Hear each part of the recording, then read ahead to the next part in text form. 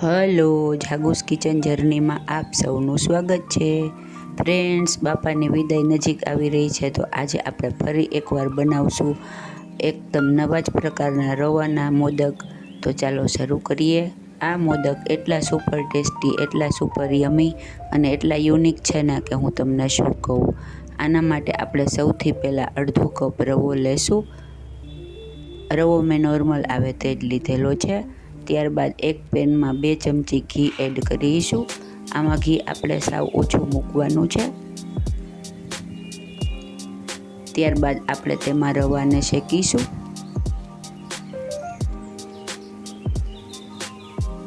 ગેસની ફ્લેમ સાવ મીડિયમ રાખવાની છે અને રવાને લાઇટ પિંક કલરનો એટલે કે લાઇટ બ્રાઉન કલર જેવો એવો શેકવાનો છે, એકદમ ડાર્ક શેકવાનો નથી. આને શેકાતા 5 મિનિટ જેવું લાગશે. ફ્રેન્ડ્સ, આમાં આપણે સ્ટફિંગ એકદમ યુનિક અને એકદમ નવા જ પ્રકારનું કરીએ છીએ, તો તમે આખો વિડીયો ચોક્કસથી જોજો અને એકદમ સરસ મજાના નવા જ પ્રકારના મોદક બાપાને ધરાવવા માટે તમને એક નવી જ રેસીપી મળી રહેશે. ફ્રેન્ડ્સ, જો તમે મારી ચેનલ પર નવા હો તો મારી ચેનલને સબસ્ક્રાઈબ જરૂરથી કરજો અને બાજુમાં રહેલ ઘંટડી દબાવી દેજો, જેથી મારી નવી રેસીપીનું નોટિફિકેશન સૌથી પહેલાં તમને મળે. અને મારી રેસીપી તમને ગમતી હોય તો તેને વધુમાં વધુ શેર કરી અને મને સપોર્ટ કરજો. હવે આપણે તેમાં 1 કપ દૂધ અને અડધો કપ ખાંડ એડ કરીશું. જેટલો રવો લીધો છે તેટલી જ ખાંડ અને તેનાથી ડબલ માપનું દૂધ એડ કરવાનું છે. અને પછી તેને મિક્સ કરી અને આપણે તેનું સરસ મજાનું આઉટર લેયર રેડી કરી લેશું. આ રવાના લેયરને થોડું સોફ્ટ નથી બનાવવાનું, સેજ કડક કરવાનું છે. એટલે આપણે દૂધ થોડું ઓછું નાખીશું, એટલે રવાના ડબલ માપનું દૂધ નાખવાનું છે અને ઘી પણ ઓછું નાખવાનું છે, જેથી તે બહુ બહાર નીકળે નહીં. જુઓ, ઘી થોડુંક રિલીઝ થવા માંડે એટલે આપણે તેને ગેસ ઉપરથી લઈ અને એક ડીશમાં લઈ લેશું અને તેને ઠરવા દેશું. આપણો રવો સાવ ઠરી જાય એટલે ત્યાં સુધી આપણે તેનું સ્ટફિંગ રેડી કરી લેશું. આના માટે એક પ્લેટ લેશું અને તેમાં 2 ચમચી ગુલકંદ લેશું.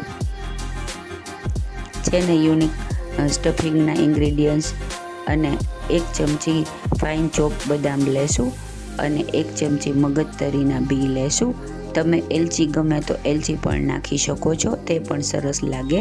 પણ અત્યારે આપણે 3 વસ્તુ લેશું અને તેને બરાબર મિક્સ કરી લેશું. તમે બદામ અને મગજતરીનો પાવડર એડ કરીને પણ નાખી શકો છો, પણ આ ચાવવામાં આવશે તો ખૂબ જ સરસ લાગશે, એટલે આપણે અત્યારે આવી રીતે કોર્સલી જ રાખ્યા છે. જો આપણું સ્ટફિંગ રેડી થઈ ગયું છે. હવે આપણે રવાને લેશું અને તેને એકદમ સરસ રીતે ડો જેવું સેજ વાર કૂણવી અને બનાવી લેશું. કેમ કે રવો આપણો એકદમ ઠરી ગયો છે અને ઘીને વગેરે ઓછું નાખ્યા હોવાથી સેજ છૂટો પડી જાય છે.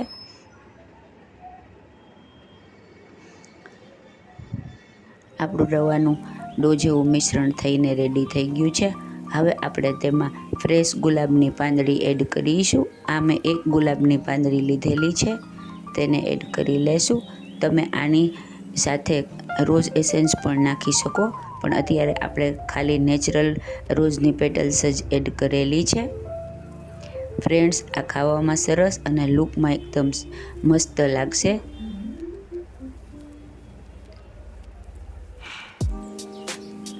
તમે રોઝ પેટલના ઝીણા પીસ પણ એડ કરી શકો, પણ અત્યારે આપણે આખી ગુલાબની પાંદડી એડ કરેલ છે. હવે મારી પાસે આવું એક મોલ્ડ હોવાથી તમે મોલ્ડ લીધું છે. જો તમારી પાસે ન હોય તો તમે રાઉન્ડ શેપનો લાડુ પણ બનાવી શકો. હવે એને આવી રીતે આપણે અંદર ફિલ કરતા જશું અને વચ્ચે આવી રીતે ખાડા જેવું કરી લેશું, કેમ કે આપણે તેમાં સ્ટફિંગ એડ કરવાનું છે. હવે તેમાં આપણે સ્ટફિંગને એડ કરીશું.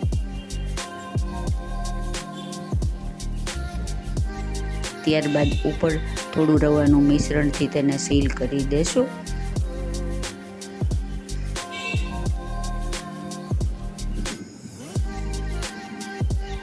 હવે આપણે તેને ખોલીને જોઈ લઈએ.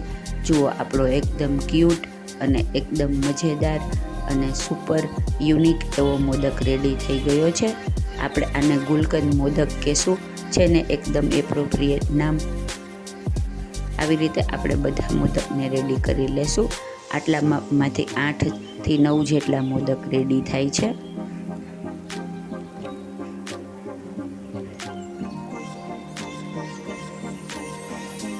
ફ્રેન્ડ્સ, આ એકદમ સરસ અને એકદમ યુનિક સ્ટફિંગ ખાવામાં એટલું સરસ લાગે છે ને કે તમે એકવાર બનાવી અને ચોક્કસથી ટેસ્ટ કરજો. આવી રીતે આપણે બધા મોદકને રેડી કરી લેશું. જો આપણા મોદક રેડી થઈ ગયા છે.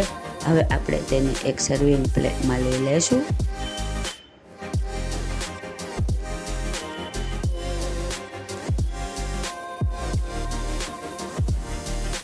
અને તેને ગુલાબની પાંદડીથી ગાર્નિશ કરીશું. ફ્રેન્ડ્સ, વચ્ચે વચ્ચે ખાવામાં ગુલાબની પાંદડી તેમજ ગુલકંદનું સ્ટફિંગ આવે છે તો ખાવામાં એકદમ સરસ અને એકદમ ટેસ્ટી લાગે છે. તો તમે પણ આ ગણેશ ચતુર્થીના મહોત્સવમાં છેલ્લે આ મોદક ચોક્કસથી ટ્રાય કરજો.